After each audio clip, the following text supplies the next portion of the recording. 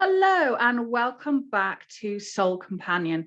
This is my weekly podcast show that I'm also now making available as a video on my YouTube channel. So if you're on YouTube, make sure you hit like and subscribe to get this weekly pearl of wisdom delivered straight to you. So today I want to talk about client attraction. Now, we're all familiar with all the normal marketing techniques of solving a pain point for your clients, showing that you fully understand what they need.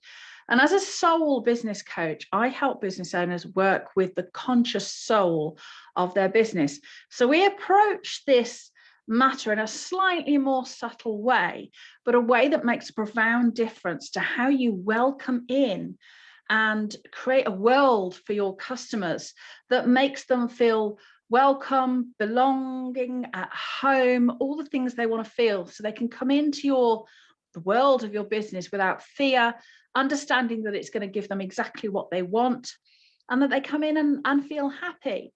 So when we're preparing to welcome in new clients, or we want new clients, we're looking for new customers, we want to prepare our business for that influx of visitors, if you like.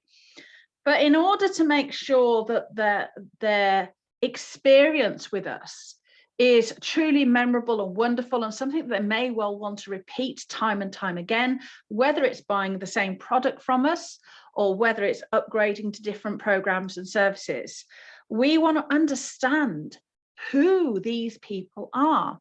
And this is deeper than identifying your niche. This is not just your ideal client avatar. This is understanding who they are on a soul level, which is not just, this is a spiritual woman in her midlife, she looks like this, she drives this car and she wants to do this. What I'm talking about is a deeper level. So what we want to know is, what do they long for? What is their deep heart's desire? And it's often hidden underneath the product or the service that you offer. So, you know, their deep heart desire may be peace, it may be adventure, it may be tranquility, it may be speaking their truth. This is deeper than the simple product or service that you actually offer. And, you know, what do they value? Have they been coming into our shop and browsing for a time, but not actually buying anything? Have they sort of metaphorically traveled a long distance to get to us? Is this part of a long soul's journey and they've reached us at this point, or are they at the beginning of that journey? And this will all help you decide what you need to offer that person. So we also want to be in know, or want to think about what they're actually worried or afraid about of working with us, and what will make them feel fully supported, welcomed, at home, safe, so that when they come into our environment, they can come in and go, oh, I'm held, I'm seen, you understand what I want from you, and that I'm going to get this, and it's going to work out okay. And all their fears or uncertainties or insecurities, we can manage those, that we can show them how they're going to be allayed. We can do things to allay those fears in advance. So you have to also know what inspires their dreams. What big dreams do they have inside them that they're trying to manifest, they're trying to make real? And we want to encourage them through our offers or coaching, products or services. We're hoping to encourage them to act to fulfill those dreams. This is particularly important, obviously, if you're a life coach or a business coach, more perhaps than a product supplier, depending on the product, of course, though, that we're encouraging them to say that, you know, this is what your dreams is. And when you come in to the world of my business, when you enter this environment, this is the perfect place for you to claim those dreams.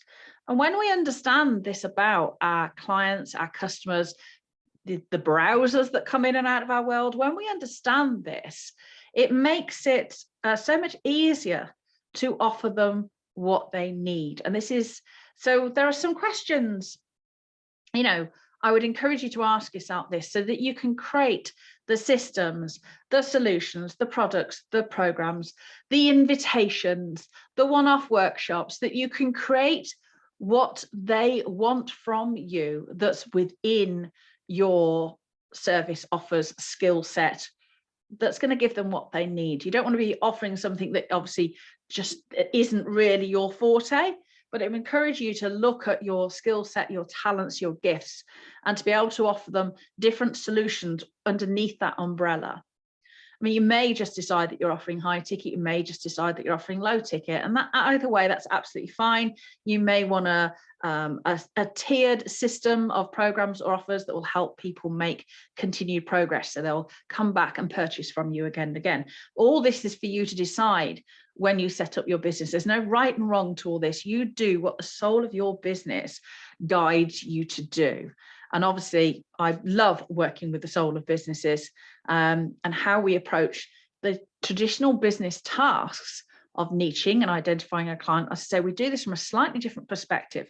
We do this from a soul's value and a characteristics perspective, as if we are sat down with the soul of our business as somebody who sits at the table with us and makes decisions. And we look at the soul of our client and what is it that they want to achieve on a soul level that perhaps they're not even aware of personally and in their own conscious mind. That might be something that we can see. We can see the gifts that they have. Many coaches can. We have absolute faith. We have often bigger dreams from our clients than they have for themselves. So what are the questions that I would encourage you to ask yourself that are going to help you unravel who your customers actually are, and how you can make them feel safe and supported, how you can show them that by coming to you, they're going to be able to act upon their dreams and it's a safe place to do so. So firstly, I would ask about what is it that your customers long for in their lives? What is it that they hope to discover or receive from you while they are in your program, service or offer, while they're in the world of your business? What do they hope to experience? And what values are central to your customer's identity? Because the values of the characteristics and values that they hold dear are the ones that you also want your business to embody. So, and I've used this analogy before, there are many different types of gyms which we will go to maintain our health and fitness, but they all have a different atmosphere. They all have a different ethos and an ambiance.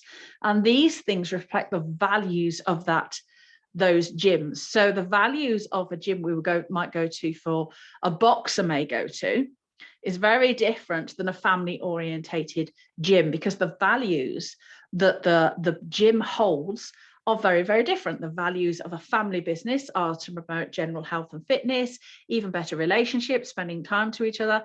The values held in a gym are peak physical fitness, competitiveness, winning. Those values are very different. So these are the values that we use to speak to our ideal client. So once we can understand what they hold dear, what they fight for, what they value, it helps us to give them that in the offers and services that we provide. Another thing you might want to think about is what may put them off coming into your business. What makes them hold back? Why would they hold back from purchasing from you? This is not necessarily about money, because money, the price objection is normally the end result of other fears that haven't been addressed, other things that we needed to uncover in our sales conversations. And you can remove some of that trepidation or fear that they may have about working with you prior to them actually getting on that conversation with you. And you do that through how you embody your business in the real world, through your branding, through your marketing, through your systems. So think about, are they coming to you for, healing or psychotherapy or something that they may not want other people to know about?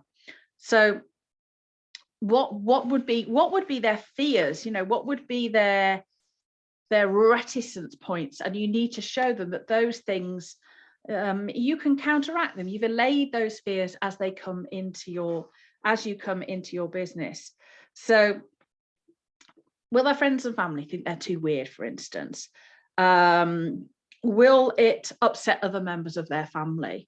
because they've invested in you, or they're learning perhaps new parenting techniques that might upset their spouse or even their own parents when they turn around and go, I've decided to do things differently than you, mum and dad, because you made such a rubbish job of it. You know, what will be the things that they will come up against? So perhaps they think if they're going to make loads of money and be a successful business owner, that their friends are going to fall by the wayside, that people are going to ask them for loans left, right and centre. Think about the ways that those fears that may come up for them, as I say, if they suddenly become, not suddenly, when they become wealthy through their business, and it may be suddenly, you know, will their friends or their partner feel threatened? Is that one of their fears? So think about the things that may come up for them, and things that may be a fear for them, such as, you know, if I'm going to start an online business, I'm going to be working all the hours God sends. I'm never going to see my friends and family. It's all going to be really traumatic. I don't have the skill set. I don't have the knowledge. I don't have the tech. All the things that may come up for them. You know, I might fail. All those fears. We want to be addressing those before they really even come into our world. So, you know, as I say, what are their fears? What practical things can you do in your business to make them feel safer and welcomed into your world? And much of this can be done through marketing. It can also be done through branding. It can also be done through, you know, just how you talk about your offers and services and how you deliver them. So I have worked with, you know, women who have reached a level of success. They've got their team, their business is, you know, small to medium size. It's bringing in, you know, £100,000 a year easily, probably more. They've got their team, everything's, they understand who their client is, they understand their branding, they understand their marketing, and they want to work more deeply with this conscious soul of their business to take their business to the next level, so that they can see what is sort of beyond the visible horizon for them at the moment. But I also want to help women who are in these initial stages of business. So they're looking at the online world and they're going, oh my gosh, how do you create an online business? You know, I've no idea about the tech. I've no idea how to market myself. I've even no idea what I can even sell. I have no business. I have no email list. I have no product to offer. When we work with the soul of our business from this ground level up to lay these foundation stones, creating your successful online business becomes so much easier. Because when you're guided by the soul of your business, because it holds the blueprint for the perfect success of your business, when you work through looking at things from a soul level, like the questions we've just asked, you will then become guided by the soul of your business. So it lays down the path, and then the strategy of the steps you take to walk along that path. So I'd love to hear your thoughts about how you can make your business, the world of your business, a place of welcome and belonging for your clients, for your customers, whether they buy from you or not, whether they're into browse, are they going to keep coming back? What things can you do to make them feel welcome and safe? What things can you do to prepare your business for these clients that are going to be coming in? So if you're watching this on YouTube, again, click like and subscribe. If you're watching the podcast, please do subscribe, share, drop some comments below, and tag some friends in if you think this may help them. And I will see you all again next week for Soul Companion. Take care. Bye.